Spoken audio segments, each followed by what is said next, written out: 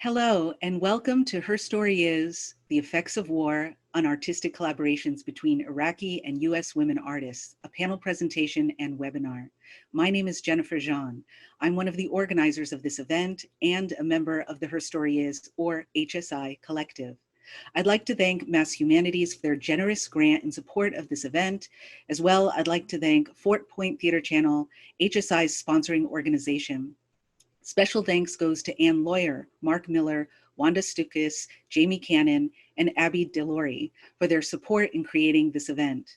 As well, I'd like to express gratitude and love to the numerous members and associates of HSI from Iraq and other parts of the Middle East, many of whom you will hear about today and many of whom we need to keep anonymous. And I'd like to thank all of you for joining us at this event. I know there are attendees tuning in from Iraq, from the EU, from Oceania, and from all over North America. As the event proceeds, please type your questions into the chat function. It would be very helpful if you could direct your questions towards a particular panelist. Additionally, please consider donating to support this and future HSI events by using the link in the chat room. I'll be posting it throughout the event. This link will take you to a Fort Point Theater Channel donation page. Please be sure to indicate that you'd like your donation to go to Her Story Is. Now, I'd like to turn this event over to Candida Carneiro, who is our event scholar and facilitator. Anna is the founder and artistic director of the Babel Theater Project. Her award-winning plays have been performed internationally and supported by the Royal Court Theater, the Rockefeller Foundation, the National Endowment for the Arts, MacDowell Colony, and Yaddo. She's a visiting playwright at Amherst College. Please join me in welcoming Anna. Hello, good afternoon, everybody. Thank you, Jennifer, for the introduction and the initial presentation. Thank you for organizing this event with Fort Point Theater Channel. So welcome everybody to this to our panel discussion on the effects of war on artistic collaborations between Iraqi and U.S. women writers. We are pleased to have with us today 4 guests that will bring unique perspectives to this topic. Amy, Merrill, and Helen Kaplan from the theater world, Kirun Kapur from the poetry world, and Amani El-Jack, who's a scholar in women's gender and sexuality studies. I'll be facilitating this discussion as an artist who directly collaborates in this project and as a theater scholar and activist in the field of transcultural feminism. So Her Story Is, which gives the title to this panel, is a collective led by independent women writers and artists from the United States and Iraq. Since 2010, we promote projects aimed at expanding linguistic, artistic, and cultural boundaries in response to global conflict and its aftermath, with a focus on centralizing the experience of women. Her Story Is produces exhibitions, anthologies, scholarly articles, panel discussions, theater productions, and a semi-annual residency in the Middle East.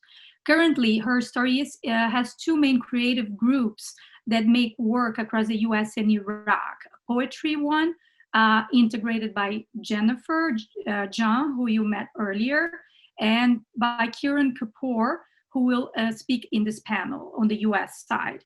And a playwriting unit, which includes me and Amy Merrill, also on the US side, who will, and Amy will also speak shortly. And we have many collaborators on the Iraqi side. And some of them, I hope, will be attending today.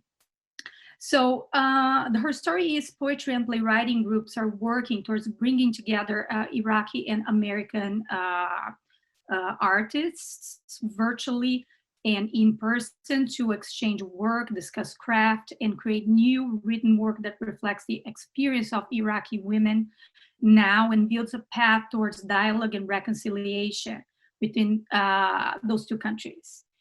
So what brings us today is actually a very necessary discussion that centralizes the role of women artists, and that especially wants to inquire into the challenges and opportunities of transcultural work with a feminist and the colonial lens. The afternoon is going to look like this. All four panelists will introduce their work around our topic of discussion. Then we will open up to a conversation moderated by me.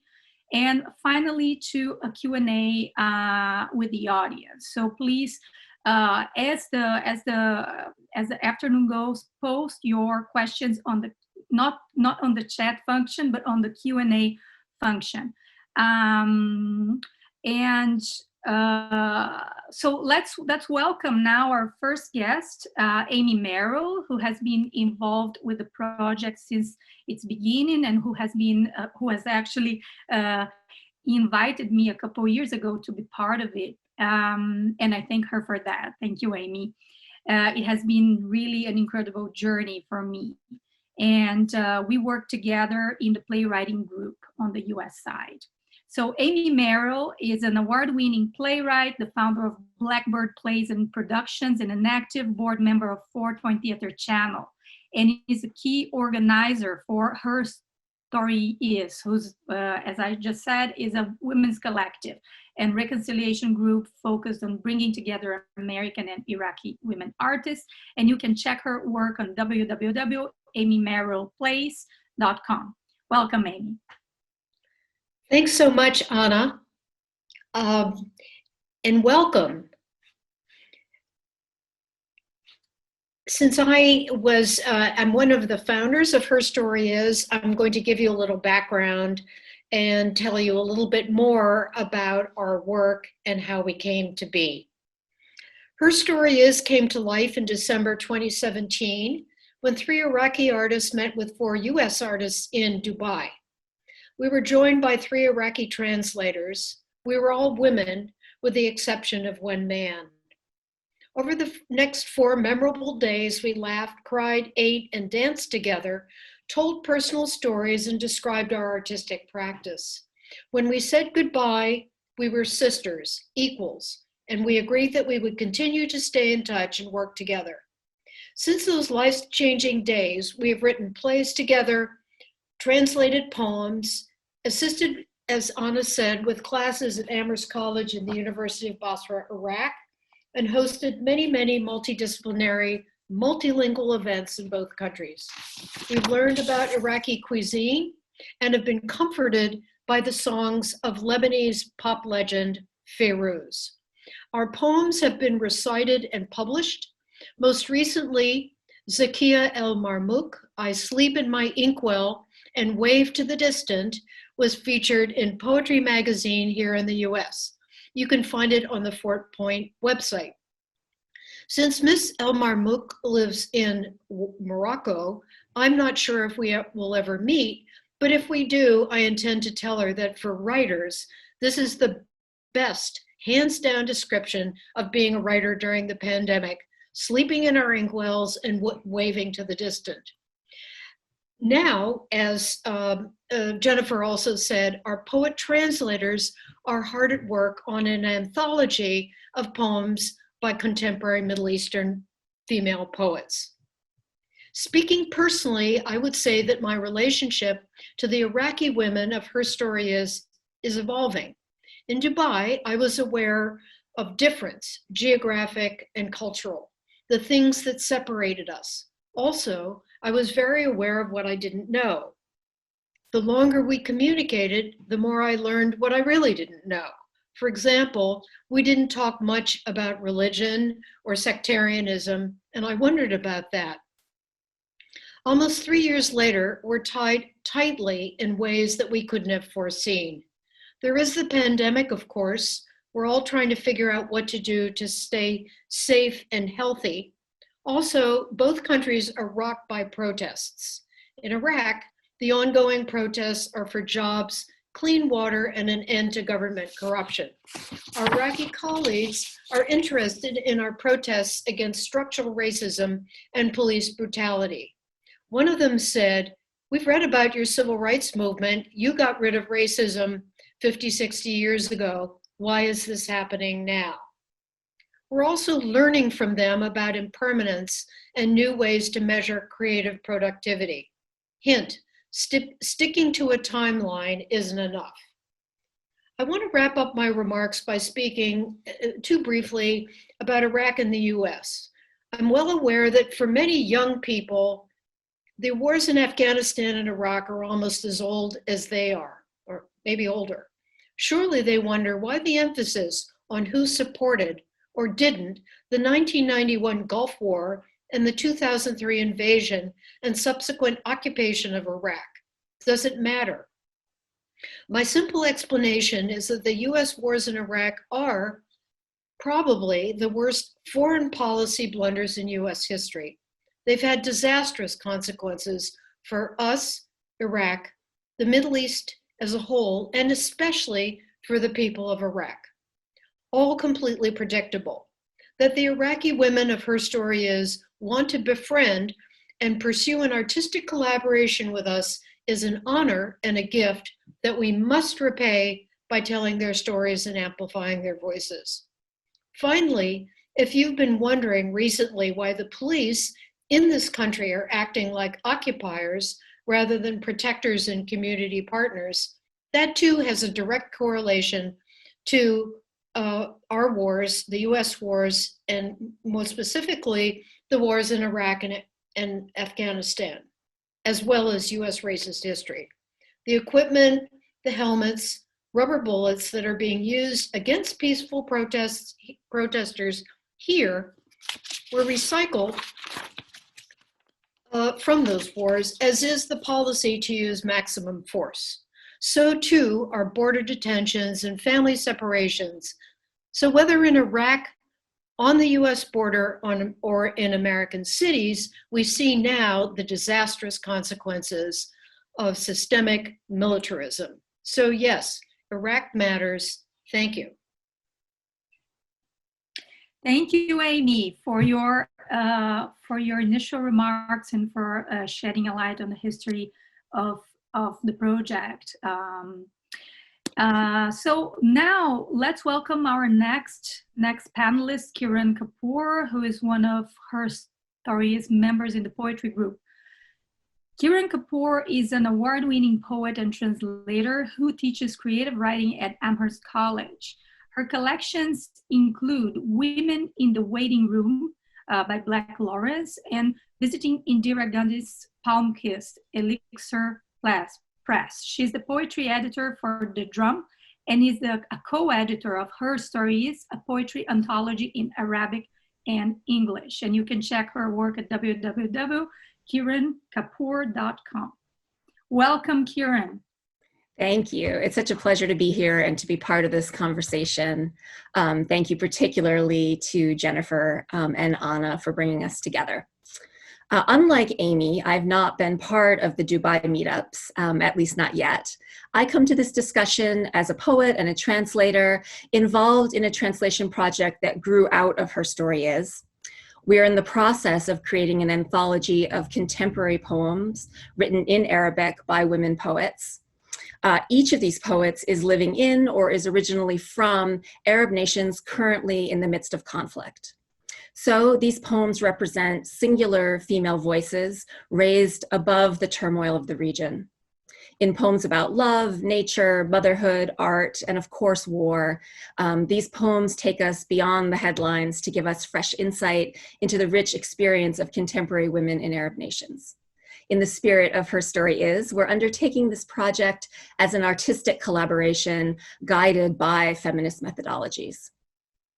As the U.S. Moves into its third decade of war in the Middle East, it's never been more urgent for Americans to hear the voices of this region. Few Americans, I think, have a strong sense of the marvelous depth and scope of Arabic literary tradition, let alone the many brilliant, energetic writers and artists at work in the Arab world today. This context gives our translation project particular importance, I think, and it's caused me to think very carefully about my translation practices in several ways. First, as Amy mentioned, this kind of collaborative work requires a deep engagement with both commonalities and otherness.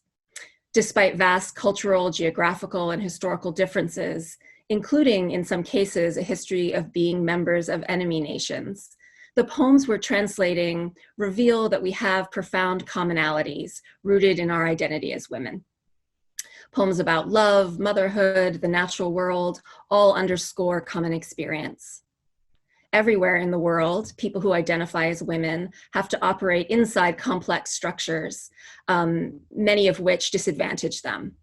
A lot of the poems in our anthology touch on those structures, and many touch further on physical and sexual violence based on gender, speaking powerfully to an experience women share across the globe. However, the poems also highlight the tremendous differences between our experience. Religion, color, class, culture, history, access to education, issues of basic safety, even the definition of woman. While we have many points of commonality in each, I think it would be wrong to say that there are not profound differences in these experiences too. That's why, for me, artistic collaboration is so powerful.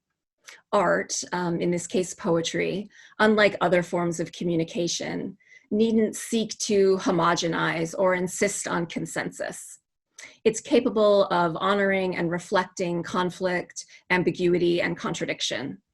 I think this makes it a natural ally for feminist methodologies, which seek to make difference visible and to resist reductive approaches. Translating poetry by women with these notions in mind is a wonderful way to allow our distance and our otherness, sometimes our radically different experiences of the world, to remain visible while still building connections and highlighting our many points of intersection.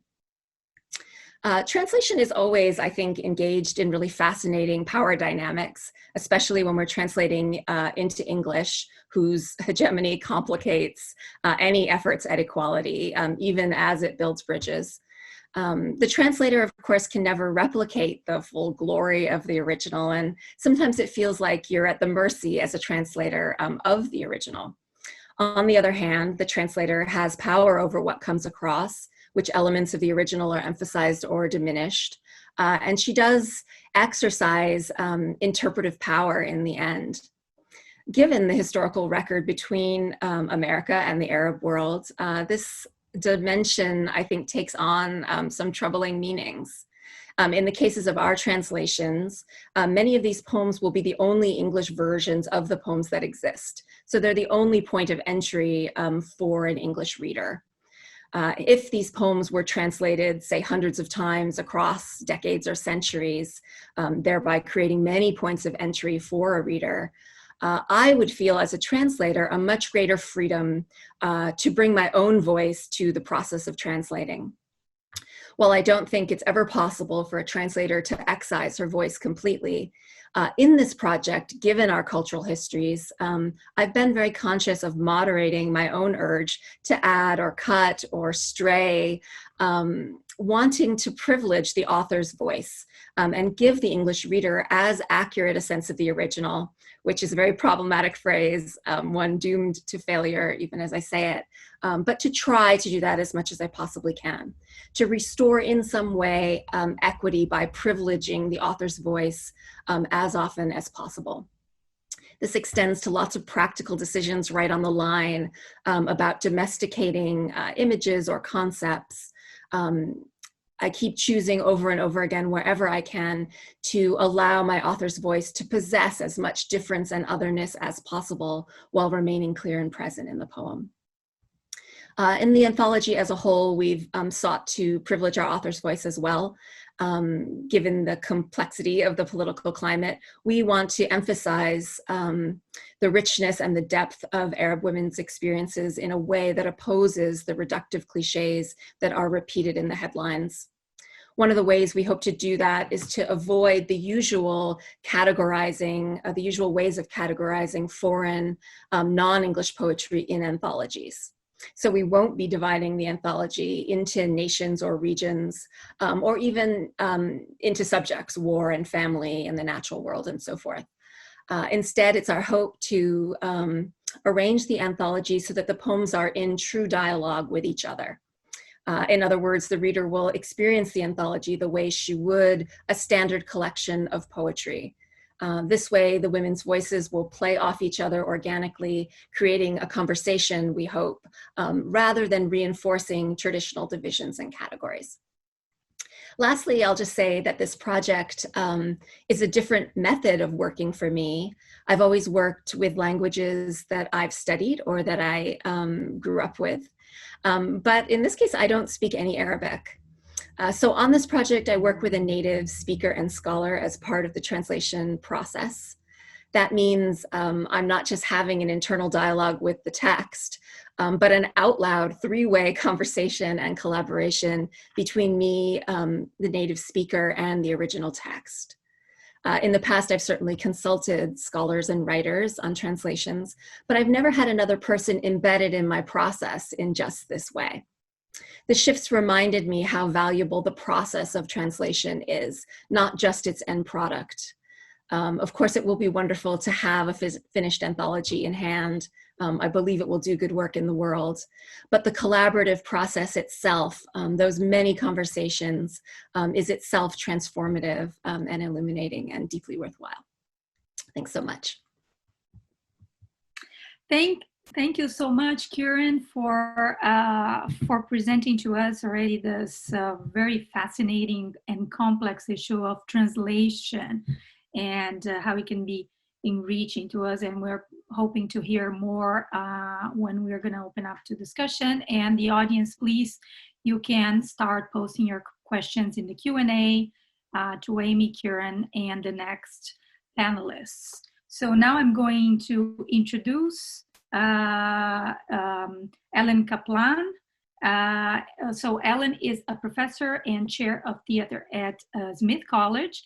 She's a Fulbright scholar, an actress, a director, and an award-winning playwright who has engaged in theater work with societies in conflict, most recently interviewing women, activists, refugees, and fighters from Kurdish Syria to transform their experiences into theater. And so welcome, Ellen. Please join us today. Thank you. Thank you so much. Thank you, Anna, and thank you all for being here. I'm very excited about this. And I want to start by saying what it is, how I come to be here, which is in addition to my wild enthusiasm for Her Story Is and my colleagues here. It's a fabulous project, but also my own experiences. So this fall, this semester, I'm teaching Staging Identities, which is a collaboration between my Smith students in Staging the Jew and at the University of Kurdistan in Erbil with graduate students in English language, literature, and international relations. And also I'm developing a book, Chasing the Demons, about theater and social trauma, with contributions from Afghanistan, from colleagues all over, colleagues in Iraq, Europe, Central America, Africa, and also discussing the racial reckoning that's going on now in terms of how theater interacts with that. And the book draws on my own interviews, as Anna said, with Yazidi women refugees in northern Iraq, women who fled genocide and sexual enslavement by ISIS, and also a project that I'm trying to do in Rojava, although the borders have been closed, but I will get there. Rojava being northeast Syria. I'm thinking a lot about feminist theater practices, about ethical listening, reciprocal relationships, with speaking with, not at, and about difference and distance. After living in Jerusalem for a year, during the bloodiest year of the Second Intifada, I was making theater and observing peace and reconciliation efforts, and I wrote an essay at the end titled Going the Distance, Devising Theater in Times of Crisis. And at the time, the distance between Palestinian and Jewish Israelis never seemed greater. Well, now the distance is close to an abyss. But collaborative arts projects offered then and still offer the best possibilities for reaching across conflict zones, across difference, toward a modicum of trust. Well, overcoming distance is the heart of HSI. The project engages women from two, quote, enemy nations, two societies that were at war. Divergent viewpoints, varying experiences, even different understandings of woman are shared, of what it means to be a woman, are shared through dialogue, through poetry, through theater. Collaboration among artists can forge ties across the cultural, political, and social distances that fertilize the seeds of war. War creates unbridgeable distances. We other our adversaries. We sanitize violence with distorted language and propaganda. We dehumanize the other. Narratives of nationalism, populism, and fundamentalism teach us that our cause is right and holy. Theirs is morally bankrupt. Our culture is superior. We are right, they are wrong. Feminist, cross-cultural arts projects like Her Story Is actively challenge this discourse. They are our best hope of engendering empathy and healing the breach. Well, why share stories? Because we need to know about each other, to speak to one another. We're always translating. When I direct, which is most of what I do, direct for the stage, I wrote years ago an essay about directing as translation. We're always translating, but translation also is sometimes a betrayal. It can be a kind of colonization, especially by a hegemonic language like English over anything else. But the feminist translation and art making challenge those hierarchies and power relations. The work we do works against stereotypes across languages, across contexts and genres. Collaborative projects across forbidden borders help us rethink our own biases, reframe discourses of nationalism and militarism, and be vigilant in our awareness of artificial boundaries. The work lets us affirm commonalities and build alliances across divides. The author Kate Chopin wrote 100 years ago that women use language to mark the unmarked. We write to untangle ourselves from what we've been taught, brought up to want. Being in conversation with other women helps us to navigate away from accepted narratives of who we are, to question the edges and boundaries of who we're allowed to be, to explore what we want, not what we're told to want. In Iraq and Syria, we're actually had conversations extensively about religions, about sect, about war, with the Kurdish women that I've met, many. But in both places, women's roles are changing dramatically. Options are opening up. In refugee camps, the absence of men means that women are working and heading their families. Education is opening opportunities. In northern Syria, Rojava, where a feminist radical democracy experiment is taking place, women are battling ISIS. They're political leaders. They're creating safe space for women only. Some of these women are secular, others are choosing to live traditionally. They're opening new paths. Bridges with other women are being built. I think of my friend Haja, a Kurdish woman in northern Iraq. Haja's mother left school at 13 when she was married to a man she'd never met. Haja's 11 siblings are all married except her older sister Sharia, whose job is to stay with her parents. She cooks and she shops and cleans and she cares for them, and she seems quite happy to do so. Haja has made different choices. She's a doctor. She does a lot of work in the camps, actually. She's a doctor, she's educated, she's married, she's moderate, secular, and she says she'll never have kids. The choice is now hers. Feminist ethics help, as I think Kirun said, make differences visible, eschews the universal. Our practice is rooted in specificity, in the everydayness of women's stories, in respecting difference and celebrating points of meeting. There are difficulties and disadvantages too. There are asymmetries of power in any cross-cultural exchange. We may try to avoid truthful expression to cover over difference. Our divergent viewpoints and experience, often we're afraid to speak. In prisons, where I've taught several times, I brought together some of my college students with incarcerated students. And at first, both groups are intimidated, they're awed by the other. My college students, all women, uniquely feel the burden of their presumed privilege. And I say presumed because some of those college students themselves had been incarcerated. We can't judge people before we know them as to what their backgrounds are, but they uniquely feel that burdened by that. At first, they're over careful and somewhat dishonest about their own feelings. It's on both sides. As we progress through the semester, there's more respect for the dignity of the other, more honesty, less pretense.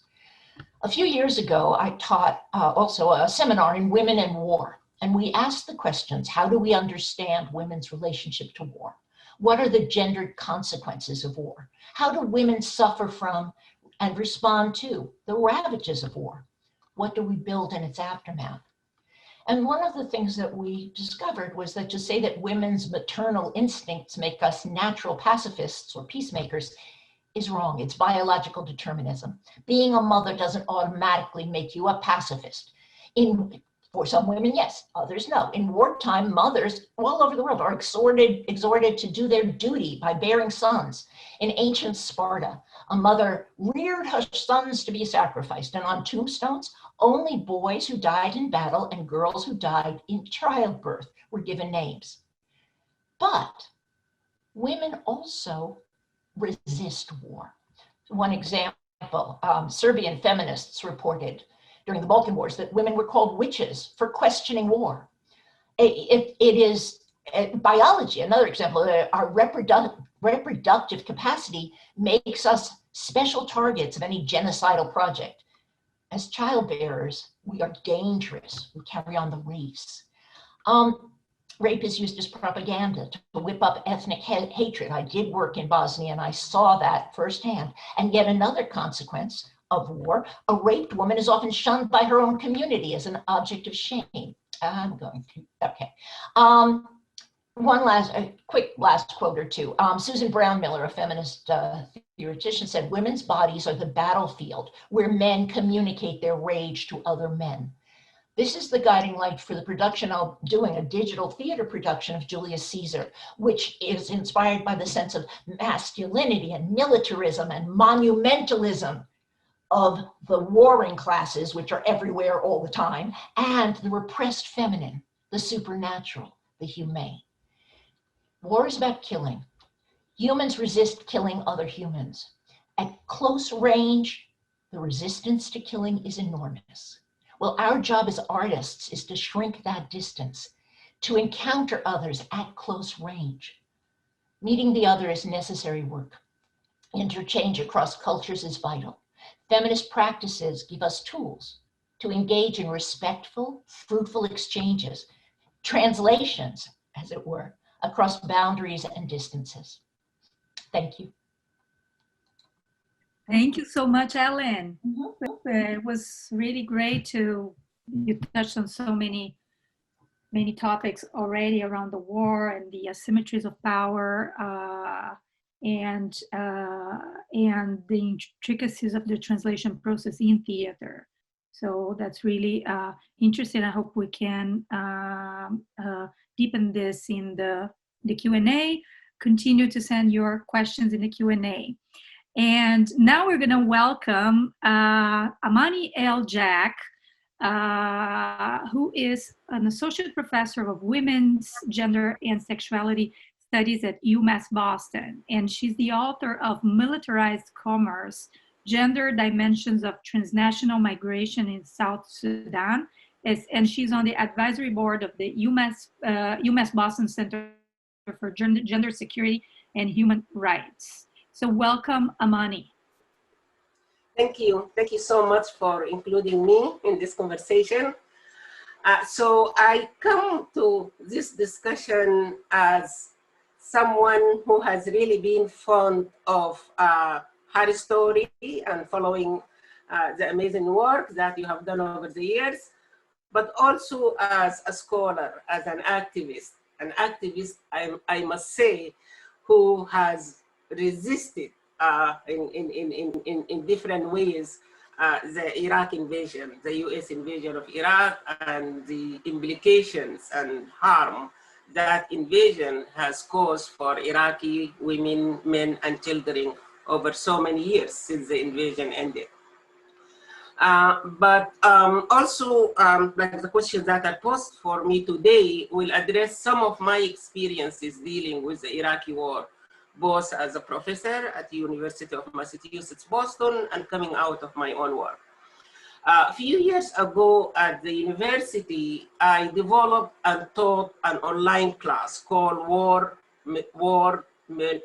Femininities and Masculinities. And I taught this course as an online class, and it attracted a wide range of students.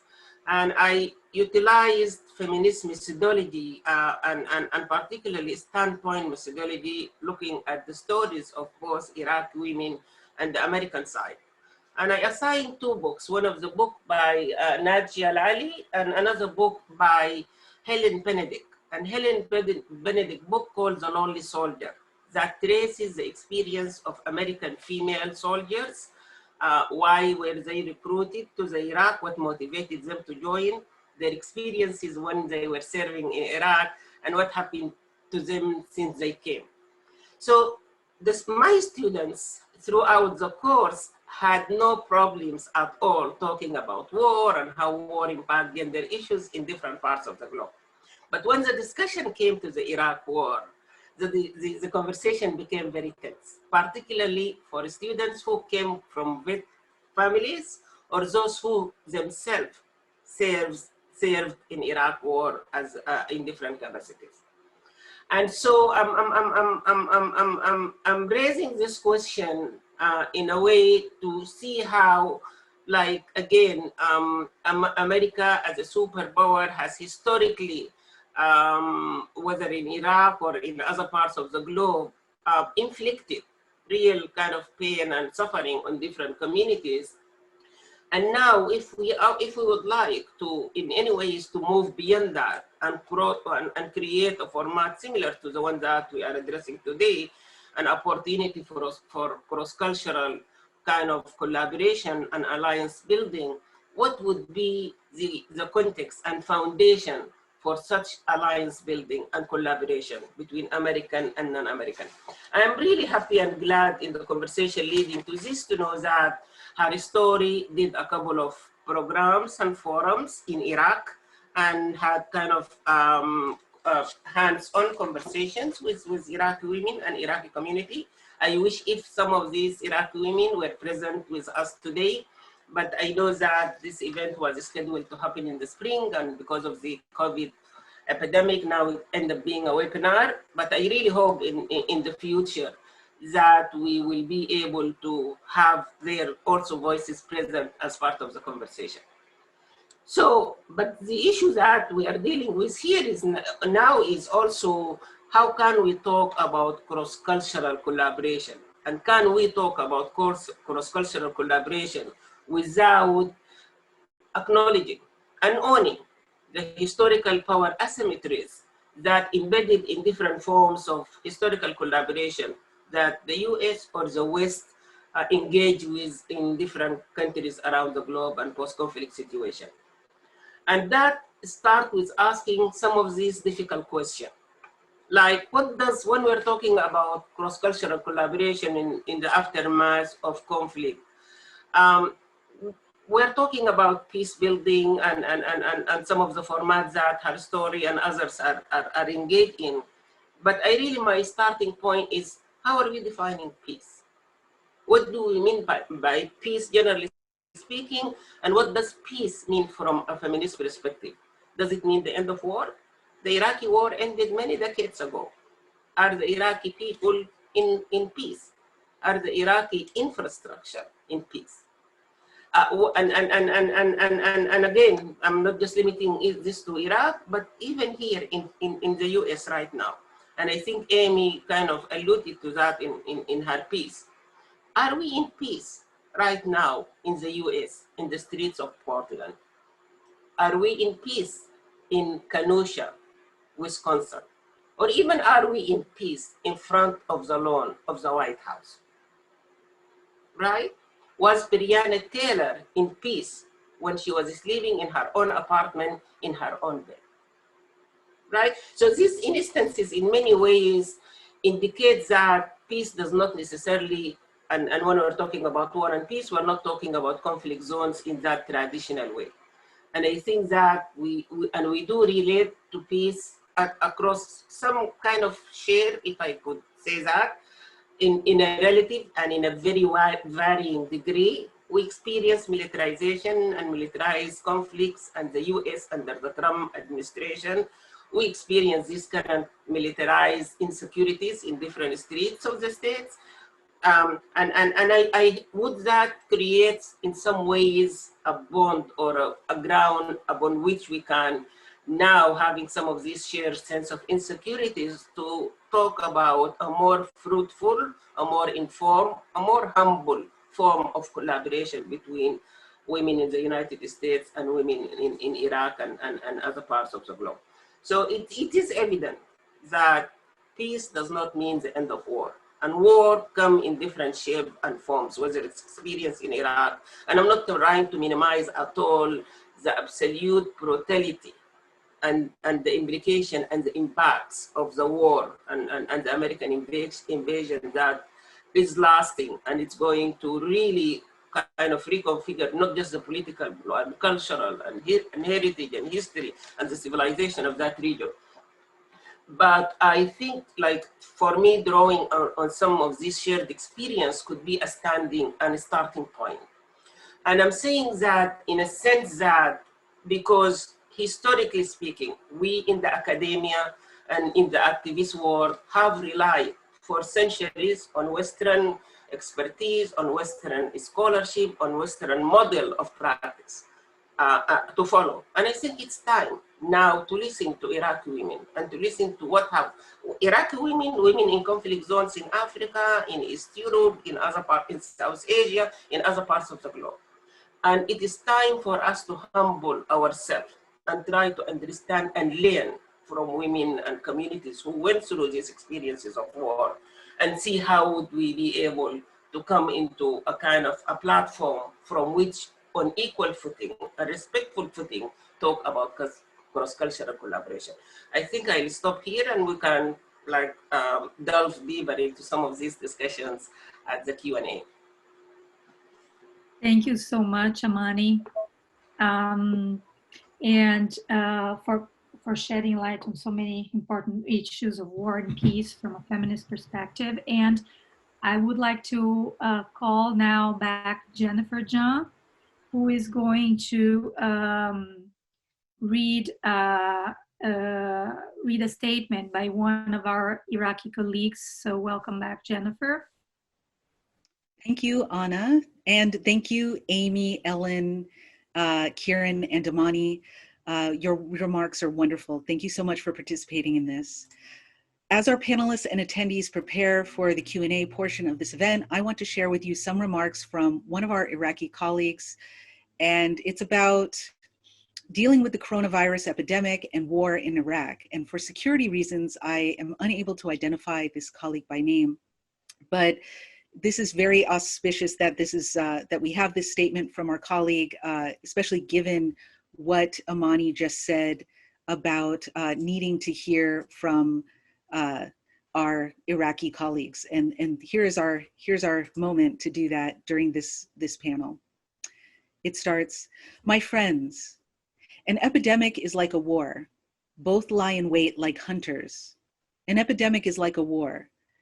Wherever it lives, destruction lives too, though an epidemic is uglier and crueler. In war, we have room to cry on shoulders. In war, we may embrace our loved ones. The worst thing in this epidemic is that it forbids every embrace. What is life without touch, dear Lord? How small is this room we've been locked in? How large is the difference between dreaming with our beloved under the light of the moon and our fear of coming too close to others, too close for a hug or a kiss on our cheeks? How large is the difference between holding a patient's hand with love and the rough touch of a hand that would categorize a patient as a suspect, ready for lockdown or even death? How ugly are the days when we can't comfort each other? How cruel are these days? I will leave you with your own thoughts on this epidemic and that feeling of emptiness that has invaded all of our lives. And now let me present two short stories, stories of love winning over the epidemic and war. Pictures and videos have invaded social media which show a young man hurrying and asking for help to send his mother to the hospital. She was suffocating due to the coronavirus infection. His tears flowed while he watched her getting more and more out of breath. For him, minutes were like hours. He couldn't wait for the resuscitation team to arrive. Waiting was like a shot of death into his mother's heart. So he put his mouth over her mouth and started to blow air. He gave her the kiss of life, not caring about the infection. It was like he challenged that horrible virus as he let go of all the suggested medical measures, all the social distancing that the WHO and other global organizations recommended. Doctors shed tears when viewing this scene. They were all fascinated by this scene. When I saw this young man, I knew the coronavirus could not terrify every person who loves. This story brought back to me some memories from my youth during the Iraq-Iran war. Those memories are of a story about a martyr. His name was Abdullah al-Luabi. He was an officer and a pilot in the Iraqi aviation forces. He died in a very unique and heroic way. When Kirkuk Air Force Base called him and his colleague with a message that there was an air attack by the enemy towards Baghdad, he hurried to his aircraft with his colleague, Khalid. He started to write his heroic story there from this point over Zagros Mountains. He was able to destroy 3 aircrafts of the enemy, and his friend Khalid was able to destroy 1. At this point, only 1 aircraft of the enemy was still up there, flying with determination towards its goal. On the other hand, Officer Abdullah was even more determined to follow that aircraft and destroy it. He fired and consumed all his ammunition, but the enemy aircraft did not fall down. He realized then that waiting is like the death ghost that would hunt the life of many innocent people. So he decided to attack his enemy with his own aircraft. He said goodbye to his fellow pilot with a smile. He said, "Khalid, we can do this." He turned off the communication transmitter so he would not hear anyone from the base telling him to quit his idea. Then he himself chased the death ghost, flying fast towards his enemy, and he attacked it from above with his own aircraft. The enemy aircraft was completely destroyed, as was Abdullah. Both aircrafts exploded, the attacker and the defender. His love for his country, mixed with the ashes of war and its cruelness, were splashed across Iraq's sky. Honestly, I have gazed so many times towards the sky, hoping to catch with my eyes these glorious ashes. And so many times have I realized that I've seen him shining among the stars, telling me that love always wins over war. So thank you to our wonderful colleague that shared this story. Hopefully you're all out there putting in your questions into the chat function and asking us all kinds of questions. Remember to also to donate to Her Story Is through 4 Point Theater Channel. I'm going to post that link in the chat. You'll see that. But for your questions, turn to the Q&A function, actually. And now I'm going to turn things over to Anna, who will facilitate the Q&A between the panelists, as well as facilitate your questions for the panelists. Thank you so much. Thank you so much, Jennifer. And I'm going to stay with this. Love always wins over war, and this is really, it's really heartfelt, and I think we all needed to hear this. And COVID-19 cannot terrify every person who loves. So I'm going to invite all the panelists to join me now, to turn on their cameras and to join the discussion. And so we're gonna also be able to comment on each other's remarks and ask questions to each other. But I'm gonna launch actually the discussion, bringing actually a question from the Q&A.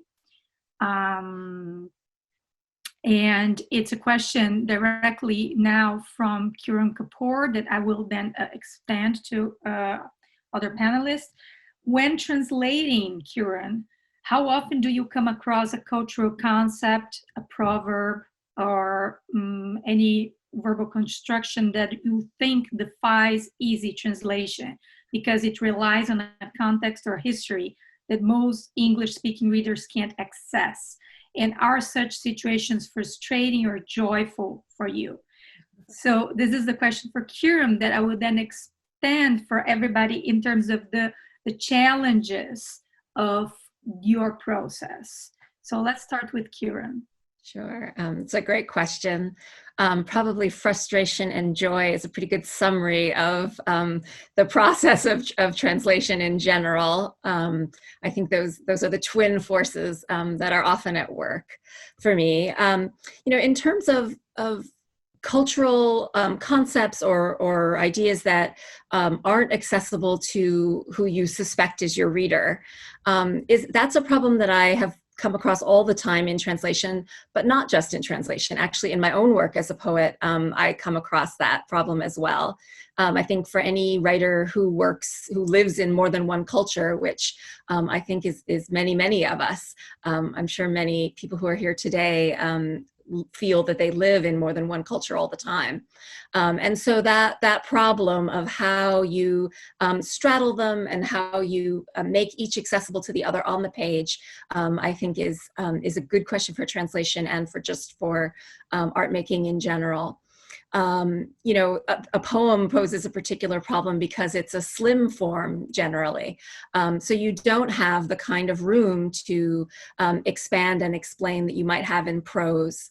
And my own preference there, especially in translation, is to embed as much explanation as I can inside the poem without destroying the music or weighing it down. If I can avoid a footnote or an endnote, I try to, but if the only way to bring across that concept without burdening the lines of the poems itself is to have some explanatory note, I concede, but that is a point of frustration for me, for sure. I work hard to make it organic to the poem as it would have been for the original poet. I think it's lovely that we live in the world of Google. We have to explain much less. And for me, this is also a political issue. I think that for many years, for Western readers, the idea that we should know the Western canon was clear, but any word that seemed foreign, well, you need a footnote for that. You need an explanation for that. And I try hard in poems to resist that impulse and to say, in fact, that Western readers are as responsible for knowing things about the world as they are for knowing things about the West. So I try where I can to leave as many concepts mysterious, but with enough clues that we can go and look for them as readers if we need to. I'll say just one last thing about it, and then I'm very curious to hear what everybody else has to say. Of a particular example, a poem that I'm working on now is a love poem about the way that autumn, the rains that come in autumn, create rebirth for the lover and the world, right? So, in Western poetry, of course, fall is the time of death, not the time of rebirth, right? It's the time largely when the leaves begin to fall, the world gets colder, we're coming to winter. And spring would be the time of rebirth, the time that's traditionally associated with love in particular. So one way to translate that would, of course, to be reversing those, right? To make obvious and accessible to a Western reader without having to add footnotes and explanation. But I'm choosing not to do that in the sense that I really feel it's important that that otherness come across and that we become aware that there are other seasons in the world in which rebirth and love could be the traditional association. And indeed, I hope for a reader who doesn't have that association, that they then will think of autumn in a different way because they encountered this voice and because they encountered this poem.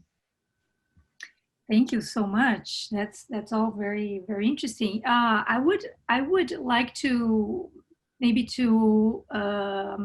ask Ellen now about, you have talked about directing as a process of translation, and as you're also a playwright and you work with interviews, and in a way I imagine that there's also another translation as you're writing the play and then as you're staging it.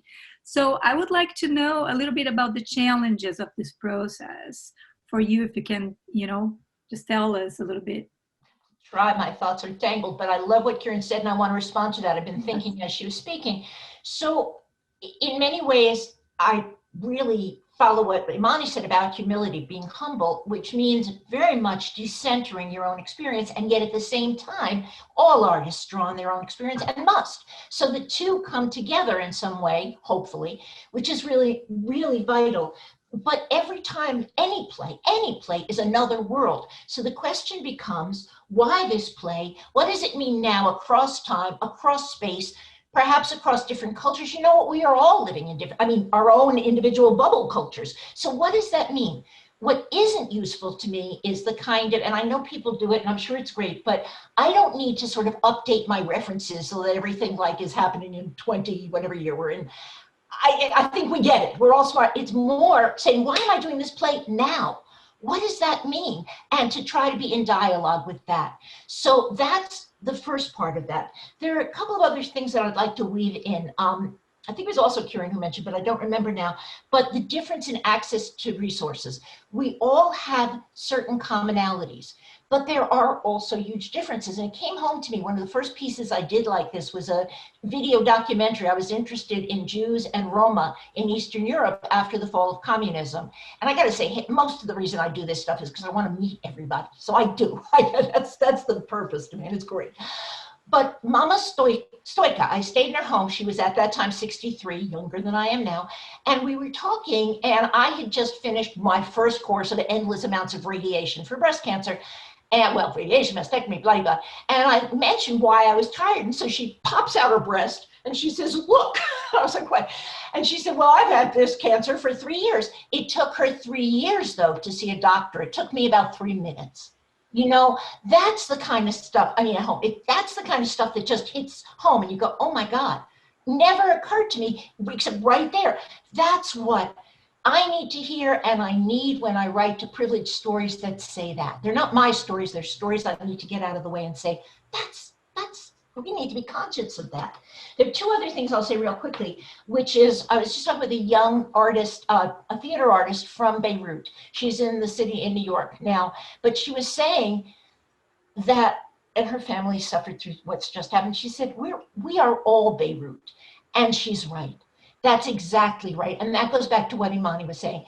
You know, in this minute, I'm fine, more or less. But across the street, around the corner, my neighbors are not fine, and so on and so on. And remembering that as best we can. Last thing I'll say, which isn't connected to anything, except I have a Kurdish friend in Berlin who said she's not going to fight because she said, we're just fuel to them. By them, she means every man on earth or anybody who's making war. And the story that you read was so beautiful, but I am so sad that these lovely human beings are fuel for I don't know what. I'm done, that's it. I don't know if I answered anything. Anyway, I tried. That's great. Thank you so much. I think I would ask Amy now. Amy, in regards to the playwriting project that we collaborate, you know, could you, and you've been always there, and you know, and we had many challenges. So maybe if you could jump in and you know, and like speak a little bit about those concrete challenges that we had in working across, you know, U.S. and Iraq. Well, you know, we're starting to reference each other, and I can't speak enough about Amani's comments about being fruitful and humble, I mean. And also, and it's going to take me a while to unpack this, Amani, peace does not mean the end of war. So I'm going to be thinking about that for a while. So just a little bit about the project that Anna and I, we started it last year, again, full of good intentions. And by the way, I'm not a translator. I'm a connector, and of course I do translation in that way, but I'm not a literary translator.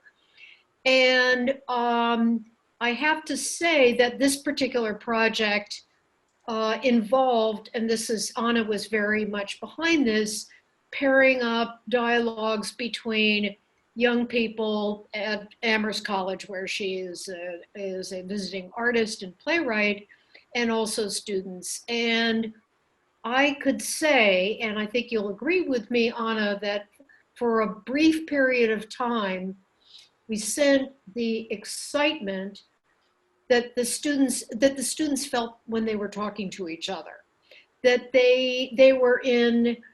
We talk about space a lot these days, finding space, allowing space. We had created space for them, or they created their space in which they could actually talk to each other.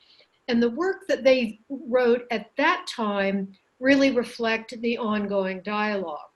Now, as we all know, life intervenes. It's been intervening like crazy all this year. And it intervened in a big way almost a year ago when Iraqi young people began a long, brave series of pro-democracy demonstrations. So, and I was sitting in Anna's living room. We were about to do a call, and then we realized we couldn't do the call. So we have tasted honest, humble communication between students, and we've also encountered internet problems, security problems, the demands, the global demands, the demands of the world. And that went on for over 100 days. So that I hope that gives people an idea of a bit of the challenges of this, wonderful project that we're all involved in. Yes, thank you, Amy. And yeah, again, I also reconnect with Amani and Amani with the idea of like being humble and being aware of the power positions that we occupied in those relationships. And often really bringing like a decolonial lens is really key, because I remember some of those meetings where, we were speaking about, okay, what is theater? And there's a desire of Western theater, while it's not, so how can we create theater together? The idea and a practice of theater that is not grounded in Western practice and thought, that emerges from the culture, like this case from Iraqi culture. So yeah, that's very interesting and important. So thank you so much, Amy. And I would ask a question now to Amani, a question from Mawahib Bakr. And the question is, missing peace is becoming a global phenomenon among women worldwide. What is one of the most common factors that women mostly suffer from? And do you think such factors can bring them together despite differences? Yeah, no, this is a great question, and it's really in a way that women in different conflict zones, in the Middle East, in African conflict zones, Rwanda, South Africa are kind of these known ones. Does it bring women together? Not necessarily, right? Because like the war is an upheaval to the different social and cultural and familiar kind of aspects of the conflicts itself. And most likely in most conflict, at least successful post-conflict situations, such like as Rwanda or in East Europe, there has been lots of soul searching afterwards in terms of, or some form of institutional reforms that let you talk to somebody who might have harmed or killed or raped you, or somebody from your community during the processes of war. Like in our feminist scholarship, we usually rely on motherhood, that women are mothers. And as a result, motherhood could be a broader kind of umbrella that brings women together. And that has always been problematic, because yes, mothers give life and try to protect life, but there are mothers who go to wars and kill other children's sons, babies, right? And there are mothers who are in, like, raise their children to be macho soldiers and go and fight in wars. So, like, the question Mawahib raised is a really complex feminist question, and I'm not sure that there is a kind of a clear answer in terms of what brings this kind of platform, bring women together. I think commonalities, particularly when it comes to post-conflict situation, and many of the women groups have already been involved at the grassroots level or at the community level or at the government levels to try to bring lasting changes so that these seeds of conflict will not be planted in the future. And so they would rely, and there are many of the international initiatives as well as some of the kind of discourses within the academia try to build on commonalities. Our differences are still there and they are going to be there. But what vested interest do we have to work together towards some kind of sustainable, peaceful solution? The Women in Black started by Israeli and Palestinian women and became a phenomenon that has been utilized in Iraq itself, right? And so, like, women are very resourceful, and women, not just because they are mothers, but, and they are really invested in not all women, but like most women, are invested in trying to bring together kind of real changes that would kind of end the inequities and the injustices that were the reasons for why many of these wars started. And so, and I think, like, if we could build on some of these in some ways, and it might work in one region, but not in the other. So in the context of Iraq, Iraqi women had a long, rich history. They were among the really kind of well-educated in the region. Iraq itself, during Saddam, as crazy as Saddam kind of regime is, women were empowered in Iraq. Iraq was kind of an educational pillar for different parts of the Middle East and North Africa, where students come to study in Iraq and work in Iraq.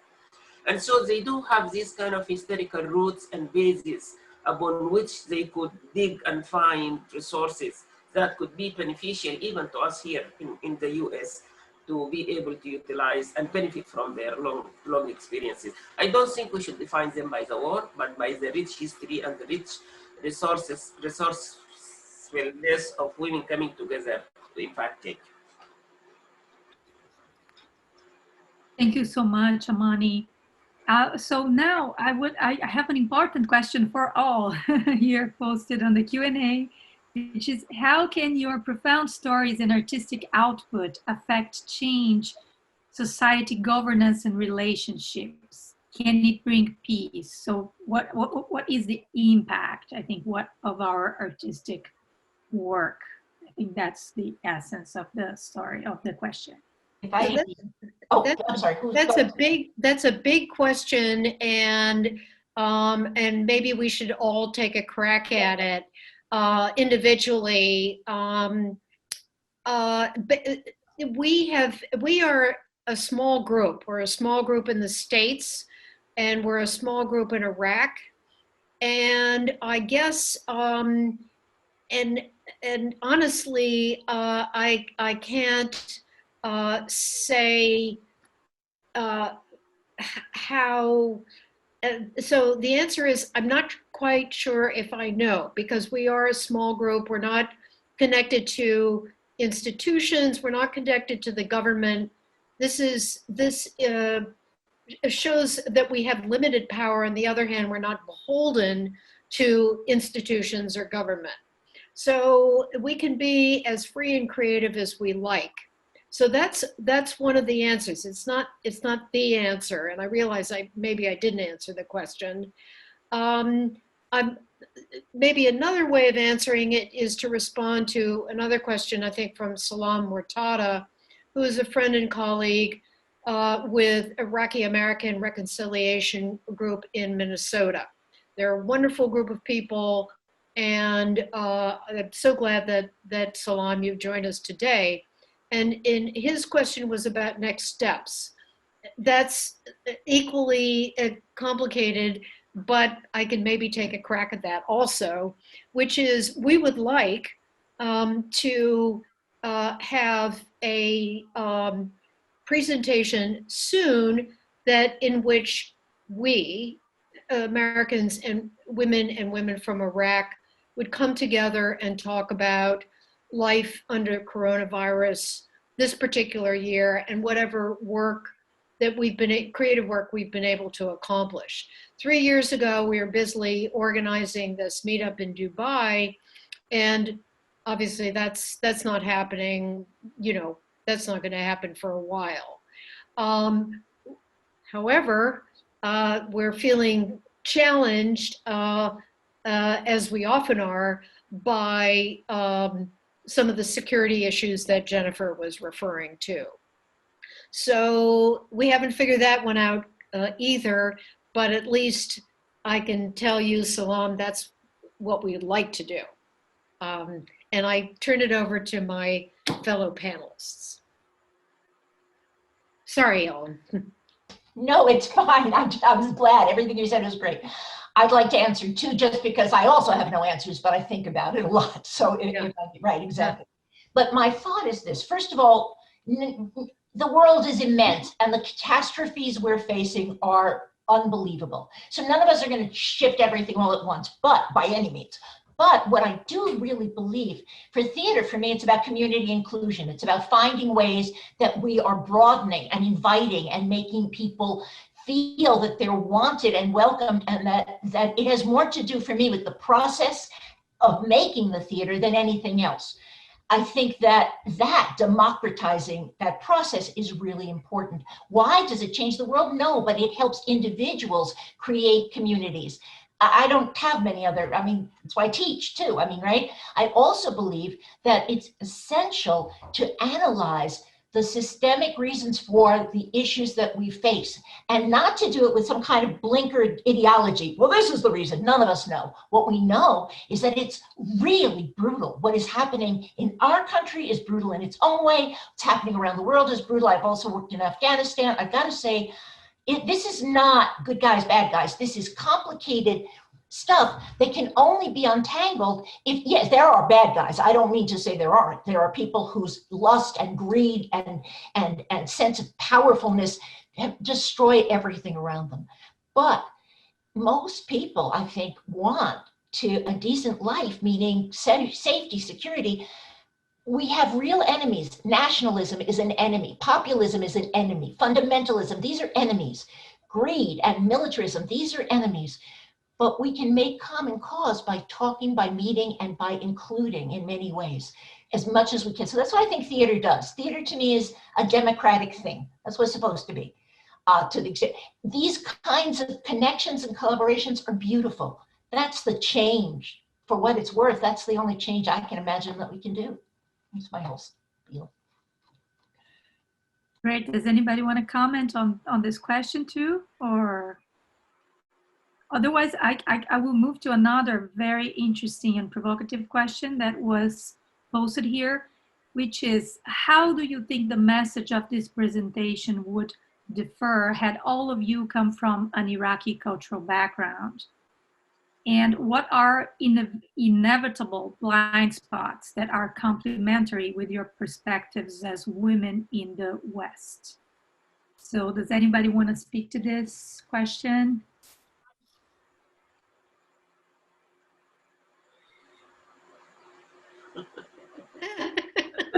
That's a big one.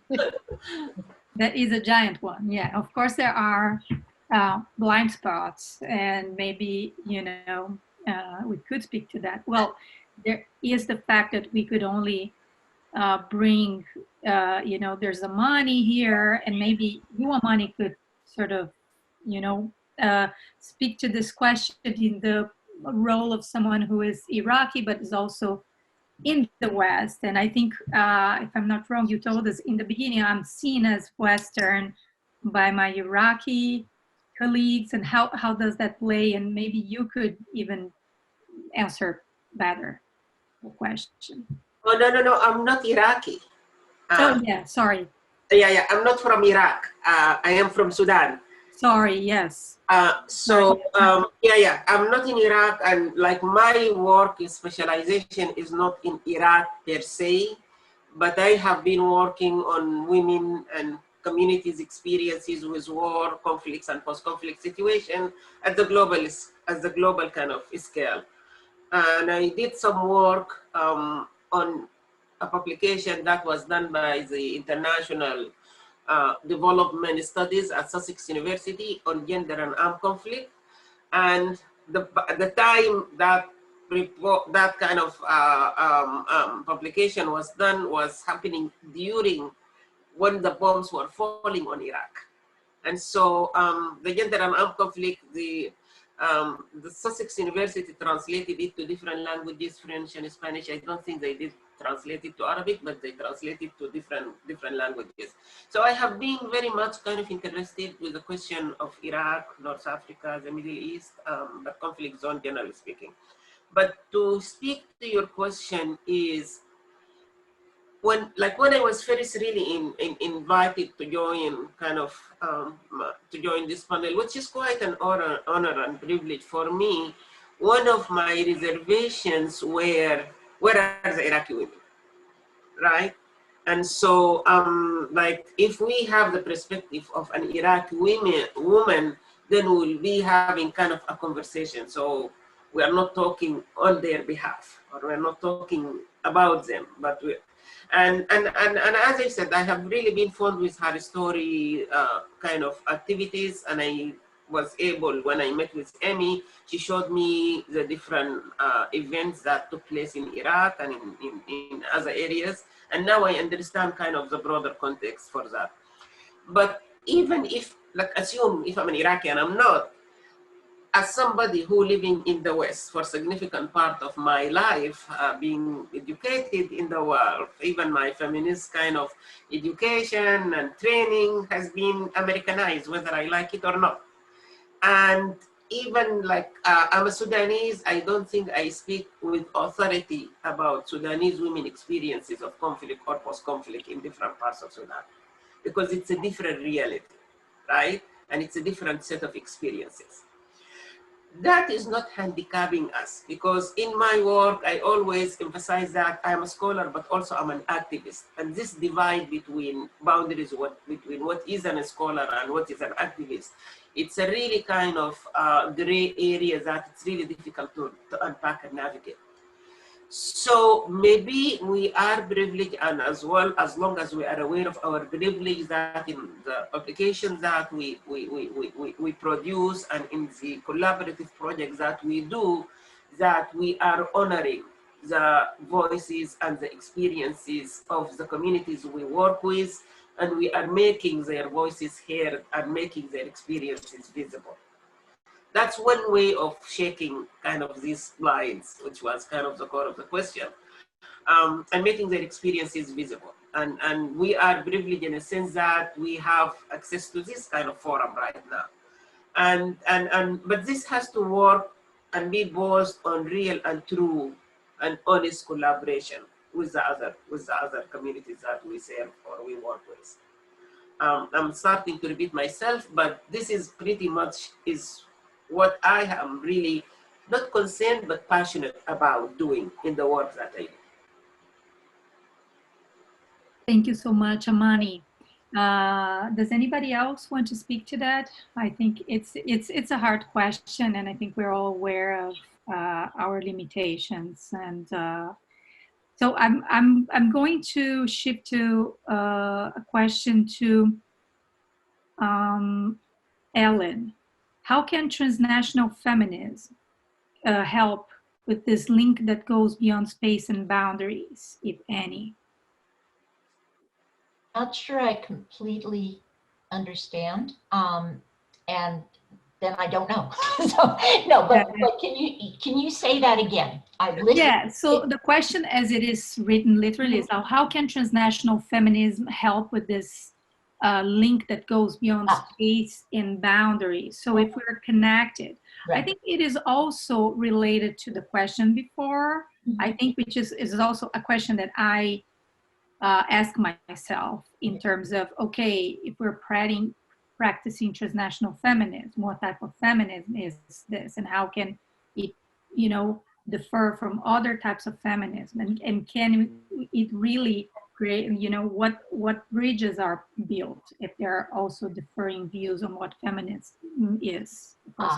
That, yes, the center of that, I didn't mean to cut you off, or you, let me say, and then you say some more. Okay, the one thing that always bothers me is any idea of essentialism. I am Jewish, I cannot speak for all Jewish women, I can't speak for any Jewish women but me.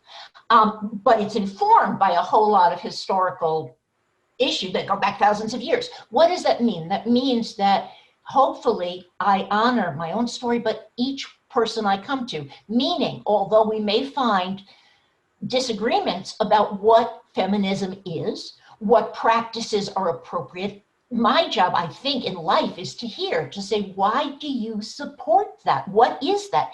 I think we can come pretty quickly. There was a question in the chat about domestic violence. There are things that are simply wrong. And I don't, you know, hurting a woman is wrong. I don't care, but it's wrong. Now, you might challenge that, but I'm going to maintain that for myself. But I also have to hear what that means within a society that perhaps has a different set of values than I do and a different set of mores. I want to know. It doesn't mean that I'm simply going, oh yeah, that's great. It does mean, though, that I am informed only in the most limited way, and my job is to listen. I think that's what makes bridges. I believe in feminism, but if you break that down, that has many possible meanings. To me, it means essentially that women need equal rights and empowered positions, but I also believe that we need a less militarized masculinist culture. I don't, you know, I mean, that's a big framework. My point is that these are opportunities for discussion, not for teaching, for coming in and saying, this is the way to be. That's my best guess at that, I think. I'm gonna try to take a crack at that question, and I'm not saying, and again, I don't think there's one answer. So I think that the reason why, or a reason why I was initially drawn to a project, any project that has to do with Iraq, it comes from my sense of outrage about the war in Iraq.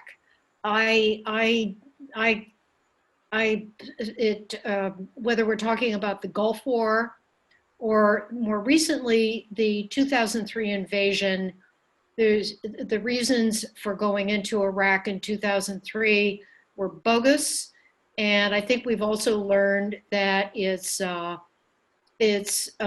relatively easy to go into war, and it's relatively, and it's very difficult to leave war. That's not a reason for not doing it. And certainly we've had enough experiences prior to our involvement in Iraq that taught us this lesson over and over and over again. So I think, again, I'm not Arab American. I don't speak Arabic, but I just have an abiding opposition to and an outrage about the war in Iraq. And I do feel that as Americans, we have a responsibility to remind people about Iraq, to foster these dialogues, and ultimately end the war. So that's one of my, that's an answer. Also, in terms of this theme is, or the topic is translation, and I'm responding to Danny Gessner's question about aha moments.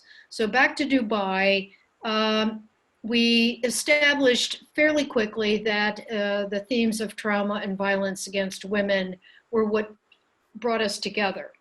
When it came my time to present, I couldn't speak personally about my own experience with violence. So I kind of took a completely different tack, and that was to speak about my former Lebanese American in-laws, how I went to their house, and one of them is on this call, Marianne Sarah, how I visited their home, listened to the music of Fairuz, ate Middle Eastern cuisine. And when I talked to the Iraqi women about this, they were kind of fascinated. I mean, because I was talking about experiences that I had as a young woman.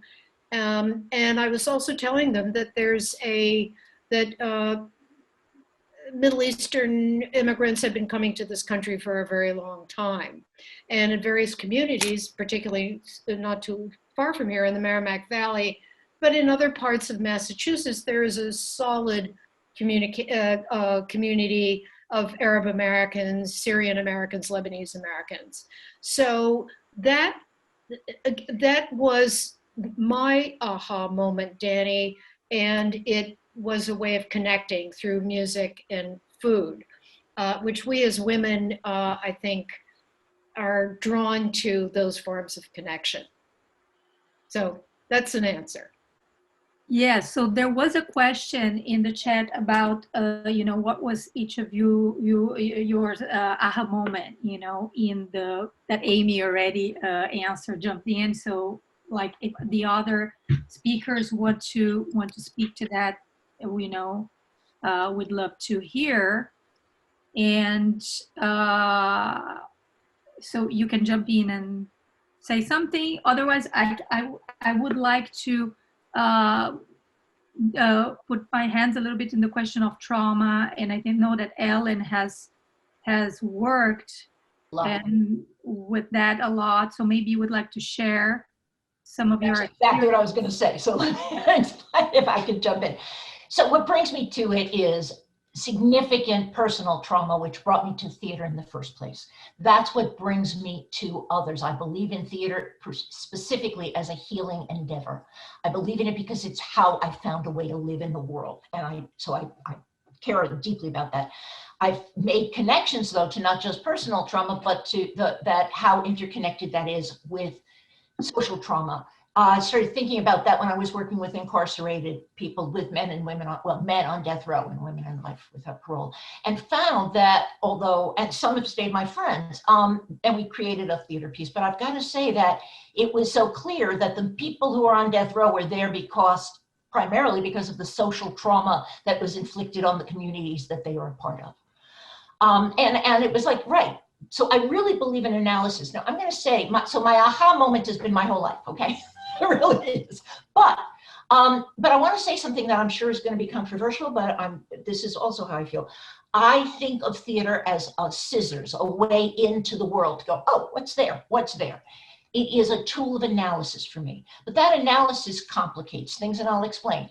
I absolutely agree that the wars in the Middle East have been an utter disaster for our country. I think it's the beginning of the end of the American experiment, and I think it's been horrific for the countries we've invaded, Afghanistan as well. I will also say that I have a good friend who is a Bosnian Croat married to a Bosnian Muslim woman. They lived for 5 years under what's his name?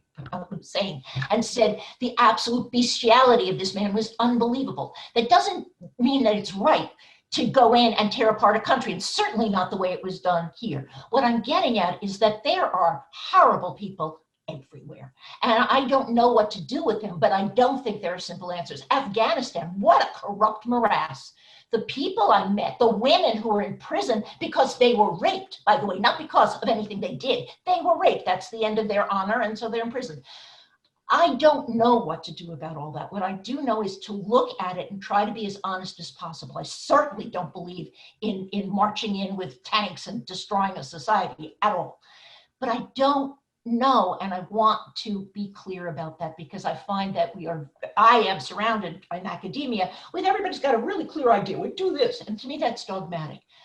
To me, the aha is every moment I've had with people, individuals, sharing stories with me and my sharing with them in a mutual relationship. That's my aha, because the bigger picture is sordid. I'm sorry well, no, but it is. Anyway, but that's what I think. But individuals are fantastic. So that's what I believe. I'm done.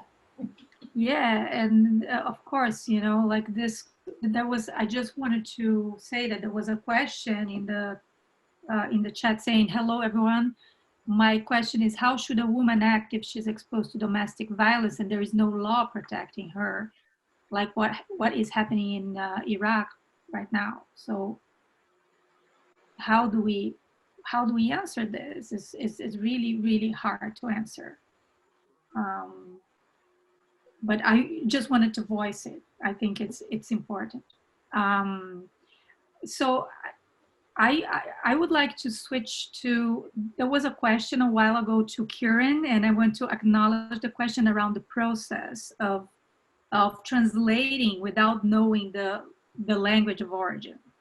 So I think, and the person who asked this question is a translator themselves. So I think if you could speak to that and explain a little bit how that goes for you.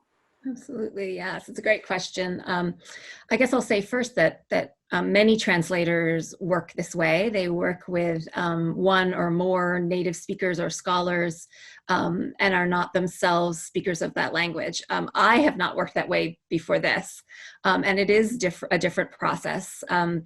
In some ways, it starts the same way in terms of the way I work. We start with, if I were working from a language I know, I would start with a trot. I would make a word by word translation of the poem, and then add all kinds of notes to that, you know, cultural references, places where the sound is different or picks up. I would note all the things about it, and then I would at some point begin to work from that on the actual translation, which will come into English. And essentially that's how we're working now, except that I don't make the trot. The native speaker and scholars make those trots, and then we have a very extensive conversation about them. For me, sound is incredibly important in the making of poems. So one of the first things I do is ask them to read it multiple times and record it so that I can hear it for myself, as well as then we go line by line talking about the general meaning of those lines, particular words. I usually have a painfully long list of questions that my collaborators very gamely answer. And it leads to all kinds of questions and sort of revelations, I think, for both of us about the assumptions we each make about language and culture. And maybe this can come back a little bit to the question that was posed before that Amani answered so well about how would this be different if we were Iraqi women or came from an Iraqi background. You know, I think working with native speakers has reinforced for me, and the poems themselves reinforced for me, the fact that there is no homogeneous Iraqi voice any more than there is a homogeneous American voice, or for me, Indian voice, since that's the culture I come from.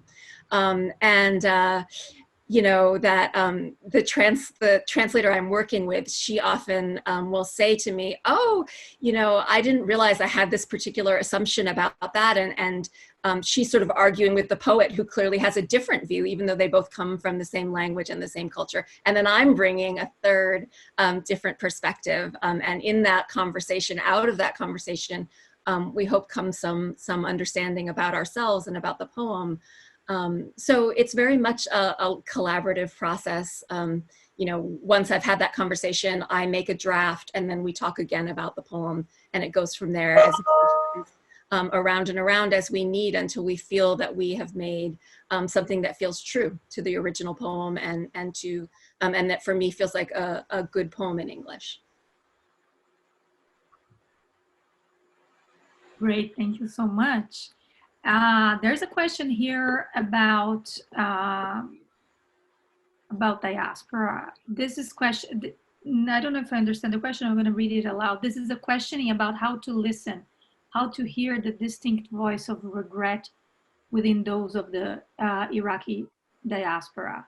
I focus there since we non-Iraqi feminists, non-Arabic speakers often depend on those resettled looking back at home. I think this is really an interesting thought, you know, and how can we speak to that? Does any of you wanna? Yes, Kirun. I'll jump in. This is connected very much to what I was just saying, since a number of these conversations have circled around the fact that the scholars I'm working with no longer live in the country that they came from. They are themselves looking back with nostalgia and with also all kinds of other feelings of, for instance, wanting to protect their own culture and language from even sometimes from the poets themselves who are criticizing that. Right, those poets are inside that culture. They're criticizing it in that culture. But this poem is going to live in English, where English readers are going to bring a whole set of prejudices to the poem. And in between those two places are the translators. And the translator who comes from that culture sometimes wants to protect and soften some of that criticism because exactly of that nostalgia and that sense of looking back.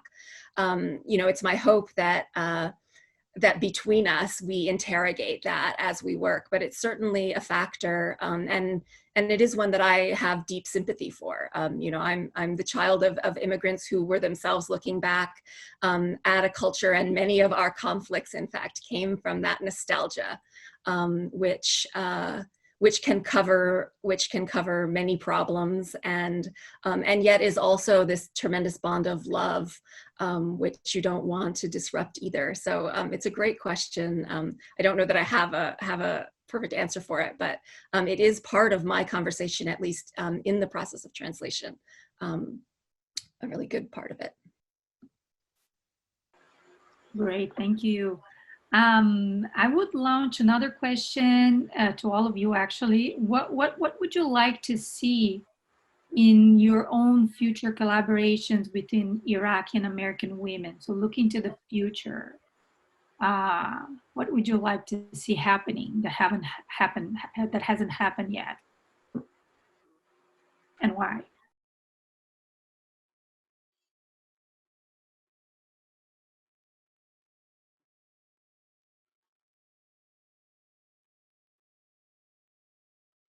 I know we have a long way to go, but whether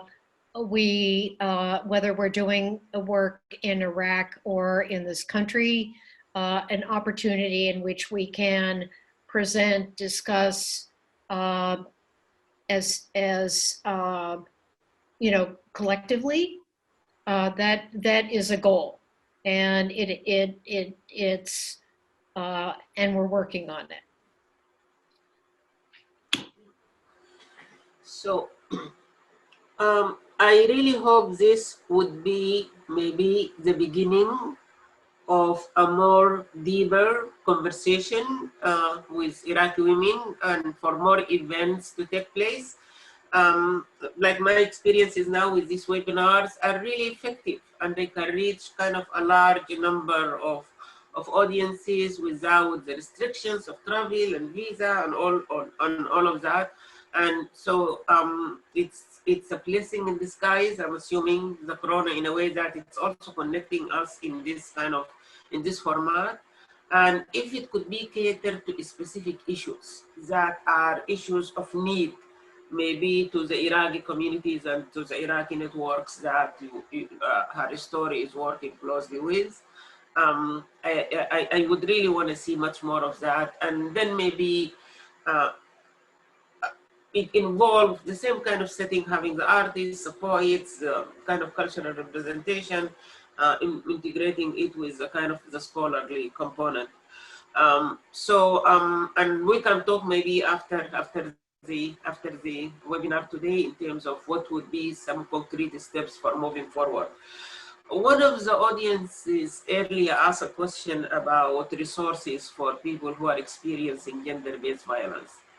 And I think this is a really kind of a deeply personal and painful question for women in Iraq, and it's a painful question for women in the United States as well, because there is that kind of shame and blame that women who experience kind of different forms of gender-based violence, whether it's physical, sexualized, in the workplace, in different settings, that they are usually faulted, and there is no support system that will enable them to or empower them to report and get the kind of treatment and facilities that they need.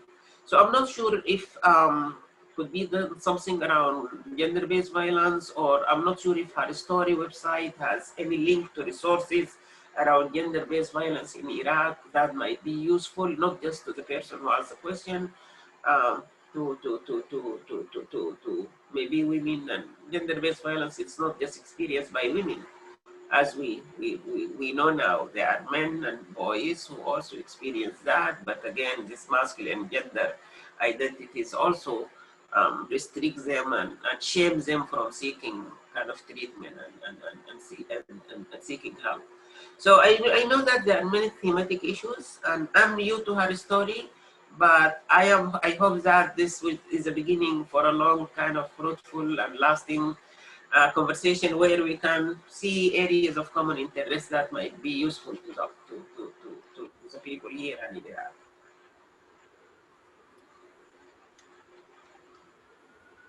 I'll jump in just briefly.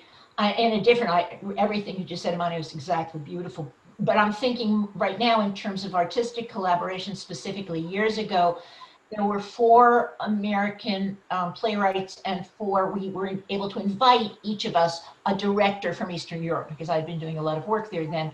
And it went on for almost a week, and it was fantastic because as artists, we could really talk to each other. So I want to go there, anywhere, over there more, and I want artists to come here. I want to work on the possibilities of those kinds of interchanges because they broaden us all. They're really important artistically. And ultimately, you, Imani, said beautifully about shame and blame. I think one of the great joys of art is that it takes us, it opens that up, it releases some of that the cultures we live in, all of them, pour down on our heads. So collaboration is an opening of our hearts. So it connects to what you said, but I'm selfish. I want arts. But that's all I'm thinking of. I have to say that I myself would love that, you know, that we could, let's say, travel more and go there and, you know, bring people here. But I think this actually connects with a question that just arrived as Amani was was speaking, which is, how do you think feminism and Iraqi-American connections will be affected by this pandemic war going on, you know, as the virus attacks? So on one side, Amani has highlighted the fact that the online, the webinars, you know, we have this, but, you know, are there other aspects that, you know, we could envision, or challenges that we can, you know, maybe overcome? And how do we make art together? You know, we're speaking about theater and playwriting with Ellen and Amy and me, and like theater is in a huge crisis, you know.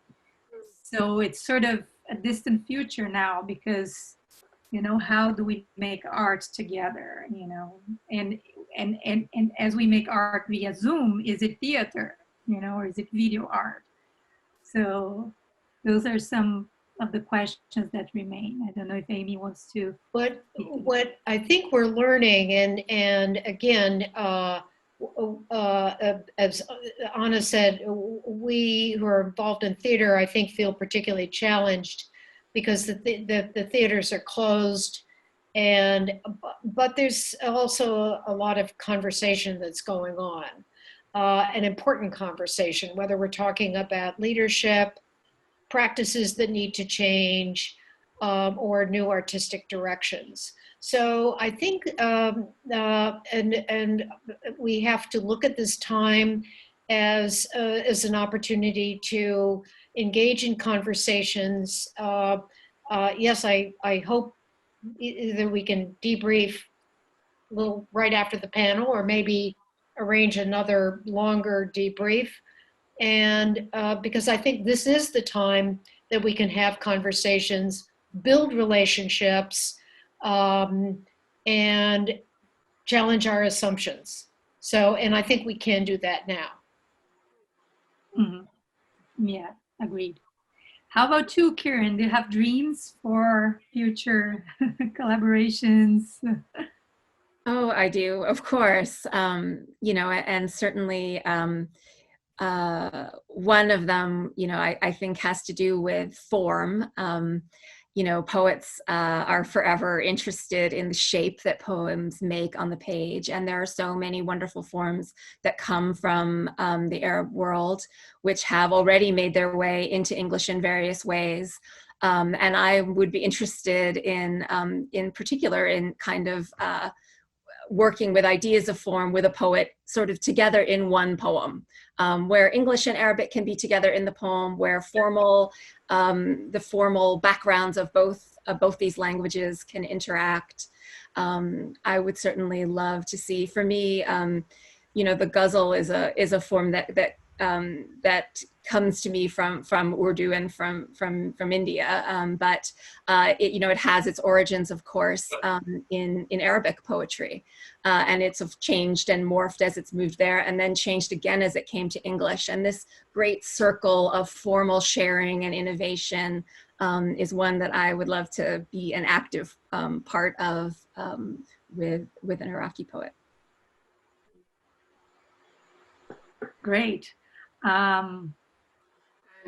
Yes, Amani. Yes, as a qualifier, I don't want to just to glorify the webinar as an accessible meaning to everybody, because again, there are challenges. There are certain women here in the US who might not have an accessible to a Wi-Fi or to a laptop or like, and I'm assume that there are some also women